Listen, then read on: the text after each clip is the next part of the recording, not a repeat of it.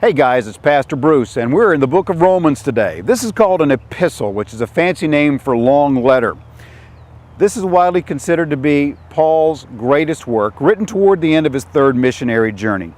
The letter begins with Paul making some opening remarks and then telling the Roman believers that he's looking forward to coming and meeting them and being with them and preaching the gospel of Jesus Christ.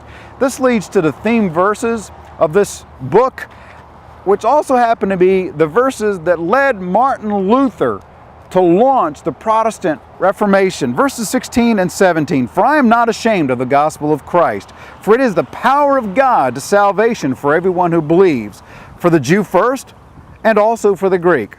For in it the righteousness of God is revealed from faith to faith. As it is written, the just shall live by faith." We're going to see a lot more about the righteousness of God in the chapters to come, but here Paul turns from God's righteousness to God's wrath, and he explains that God's glory, His power, His majesty is so evident in creation, and it should lead us to worship Him. But unfortunately, mankind has turned from worshiping the Creator to being all about worshiping that which is created. Mankind has turned from depending on God and instead depends on his own skill and his own intelligence and his own productivity. And the problem is that once mankind starts to turn from God, there's only one place to go, and that is down.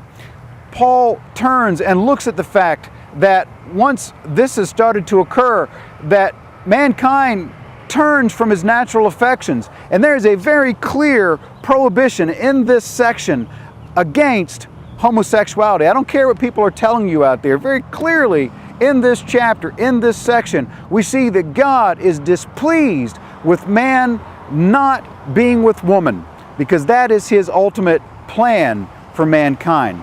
But please understand, there's a lot of folks who want to cast homosexuality as being some worse sin than anything else. But right after this, Paul lists out a long list of sin. And if you look at it, murder is just as bad as being disobedient to parents. So please get this. All sin is equal because it separates us from God and it misses the mark of His perfection.